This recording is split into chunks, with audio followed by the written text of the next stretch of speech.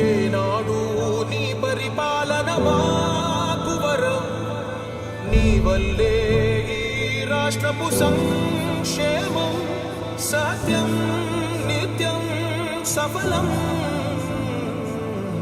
జనగణ మంగళ గాయకుడా, ఘనమగు చరితల నాయకుడా, పలుతరములు మము పరిపాలించర స్వామికుడా.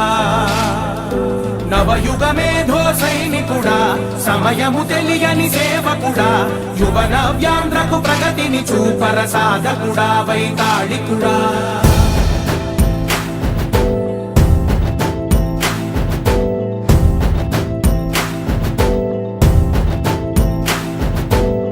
ప్రతి ఇల్లు నిన్నే నిన్నే పిలిచింది,